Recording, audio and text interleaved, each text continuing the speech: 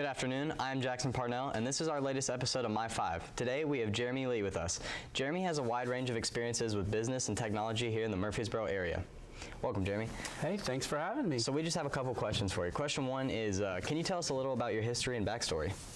Absolutely. So for, the first part of my career, the first 20 years, I worked in nonprofits and helped teenagers and their families and had like a real kind of personal mission. Mm-hmm. But then when my boys were younger, I just wanted to make an adjustment so I could spend more time with them, Absolutely. Be available at their activities. So I got involved in membership sites and building educational content that people pay monthly for, and built and sold a few of those, and that led me to consulting and led me into digital marketing, which I built a digital marketing agency that serves about 400 businesses in the Murfreesboro area. That's awesome. And just most recently started an AI agency. That's cool. Yeah. That's awesome. So question two is going to be, tell us about your history with Blackman and just kind of the community around us. Oh man, so listen, I might get the Flaming B tattooed on me. I've been thinking about it. Because I really love Blackman, like genuinely. When my father actually was a pastor, and he moved us every 3 to 4 years, which was his deal. But I never really had a home until I came here. So I came here when my oldest son Campbell was 1 year old, really? And we've been here ever since. And so when I come down Blaze Drive and I see Blackman Elementary, Blackman Middle, Blackman High School, man, that means something to me. It means roots, it means home. And, my family will do whatever it takes to support Blackman. We love it. That's awesome. Yeah, so I have another question about kind of the community and your family. So tell us a little bit about like your history with LED boards and like your sons and kind of the community, kind of the same question, but a little more in depth. Sure, yeah. Well, Campbell was here a while. He was actually in this program, and he's now a sophomore at UTK, played football, basketball, and then Hudson, my younger son, is here now. He's a senior now, yeah. And he played football, and he's now with the cheer team. That's awesome. So, but yeah, as far as the video board that Blackman just got, I was on the committee to help raise the funds for that. Oh, really? That's awesome. And but the whole time I'm sitting here as a little techie, I'm like, I want to just play with it. That's like a huge toy. Yeah. And so I just kept every meeting I'd be like, well, somebody's got to run it, and I would be happy to. And finally, I think after the 5th time I asked, they were like, you're serious? I'm like, yes, I'm serious. So my wife and I both actually on Friday nights, we run it, and my job is to kind of watch the football and tell her what button to push. Like let's say Isaac Levy gets a sack. Yeah. Because he's one of my favorite players, not because he's sitting in front of me. But let's just say he gets a sack. We have a sack graphic, and so I'll be like, sack, hit the sack. Or when the defense is on 3rd down, we've got these video we now play where there's these bells to try to annoy the other team. My wife, she's just pushing the buttons. I have to tell her when to do it. So it's a fun little, it's a production, actually. It's kind of turning into a production. So it's very interesting. So the next question we have is, what business have you had experience with? Well, I mean, like I said, I've built digital marketing agencies, membership sites. The one I'm doing now is probably, well, there is no doubt it's the most interesting because AI is interesting. Yeah, AI is very interesting. It is, and will continue to change the world. And I always say, it's not just adding value; it's multiplying value. And we've never really had I'm of the age where I've lived through cable TV, internet, cell phones, e-commerce. There's so many technological advancements I've gotten the joy of living through. I've never seen anything like AI.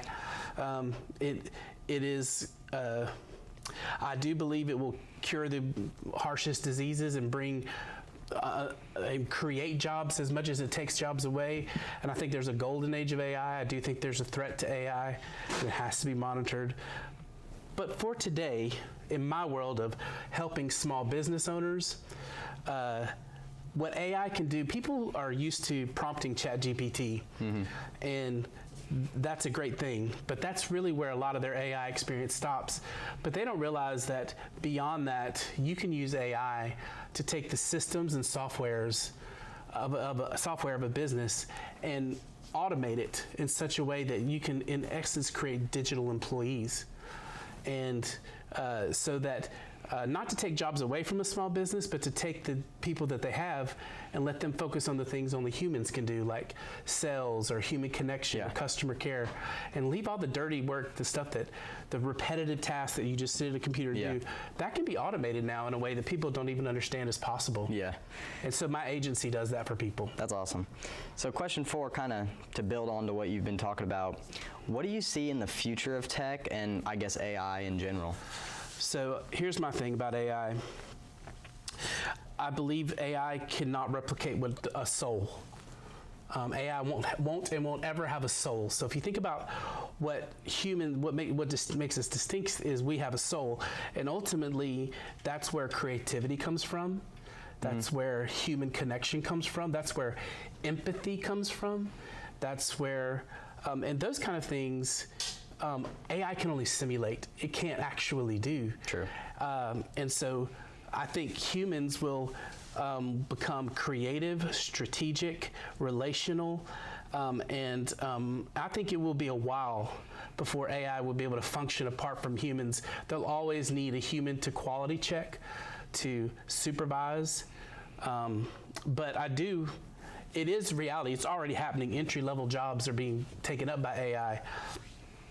But in the world of tech, I believe that all that means is that people who are getting into the field are going to get to level up because they'll have to. Yeah, that's very interesting. So the last question we have is, how does the growth of Nashville and Murfreesboro affect AV and tech overall in the future? Well, I mean, that's a pretty straightforward thing. Growth is opportunity to me. Absolutely. So when I started my digital marketing agency 5 years ago, there were only so many businesses in town, and if you went to the networking opportunities or got involved with the Chamber of Commerce or just got into the business community, you could pretty much meet a good percentage of the business owners in town through that route. But my agency won the Ruthie Award a couple of years ago, and we went to the banquet. And all of the Ruthie Award winners were in there, the nominees, and there were like 500 or 600 people in the room. And mind you, I've been in business in this town for a while. I walked into the room thinking I was going to know most of the room. Yeah, man, Jackson, I didn't know 2/3 of the room. I had no idea who they were, and that was shocking to me. I was like, holy smokes, we have grown. And I went back the next day and we talked to our team and said, the opportunity in this town is multiplying, and because we were starting to think, man, 400 businesses, maybe we're starting to, cap out our opportunity. Yeah. After that, we were like, heck no, go forward. That's awesome. Increase ad spend. Let's get our leads and referrals going because there's too many businesses and not enough agencies to serve them. So this area is blowing up. That's true. There's a lot of people moving here. Are there any jobs you think AI could never do? Like truly never do? Well, one of those is, they always talk about the starving artist. I think painters and artists and people who do original art, we're already seeing apathy and a frustration towards AI-created art and artists. Yeah. It's seen as lesser than, and and I don't know that that's going to stop. And I think we'll always be able to create AI art to do things in the same way we had stock photography to do basic tasks for advertising and marketing. But original art is and will continue to become more valuable. I think there'll be less starving artists in the future. Really? Another job that I think will look different but be vital is teachers. Yeah. I know this. I don't know if you've seen the interview by Bill Gates that talks about his prediction for the future of education, but I would be in agreement with it, where I believe in the future students will have their own private AI tutor from kindergarten all the way through 12th grade that will know them, know their tendencies, their weaknesses, and their struggles, and walk through the whole journey with them. And teachers will begin to communicate and work with the AI tutors to know when to step in and help with students, so there won't be a need for as many teachers, but the ones that are there will be irreplaceable because, again, human empathy, human connection. Absolutely. The stepping in when there's a need for that extra human touch. Yeah. Like, basically, do you think that AI will actually take over the world, like where there will not be a need for? It's kind of what I was asking too. Yeah. So in my job, I've actually been surprised. There's two things I have to fight people on when I'm talking to a business owner. Is like, hey, let me put AI into your business. They're like, oh no, AI. They're either afraid of it or apathetic towards it. Kind of like, oh, I've been doing my thing. I don't need AI. Well, if you do that, your competitors are using AI, and it's going to come after. So you can't ignore it. And I choose not to be afraid of it. I think we all have a choice. Yeah, I mean, you've seen the movies. Is it gonna? The thing that I'm gonna be watching closely is when robotics and artificial intelligence cross over.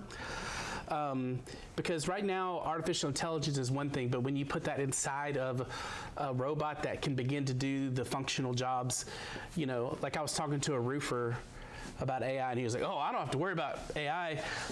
AI is never going to build a roof." And I was like, "Well, what about when AI is put into a robot and there's a team of robots building a roof 100 times faster than your crew?" And he stopped and paused for a second and was like, oh. So, you know, I think when that connection comes across, but Isaac, I would say that the way I see it is, as I said earlier, we have to understand the data centers and the industries that will be needed to support the AI will create more jobs and opportunities than it possibly takes. I will say, I think there'll be less entry-level jobs, and potentially, instead of 5-day work weeks, we might have 3 to 4 day work weeks. But we're going to have to figure that out. I can talk about this forever, because if we don't, then we're going to have to go to a universal pay system. If AI takes all of our jobs and we can't work, then the government's going to have to give us, just take the average salary and start giving it to us, because we don't have a way to earn it. And so if the robots take all the jobs, they have to do that. Imagine that chaos. I don't want that. So I choose to believe that AI will create more jobs than it takes in the future. I think that's all we have on tap for today. That's all we got. Thank you so much again. Thank you. Pleasure. Yeah, it was great. I'd just like to say one thing to you guys. There's a program called N8N. If you are true tech geeks and you want to get involved in AI automation, go learn N8N.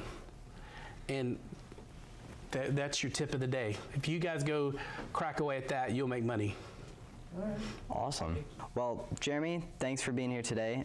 We are glad you spent your time with us. And I'm Jackson Parnell, and look for future episodes of My 5. Have a great day, and as always, go Blaze. Go Blaze.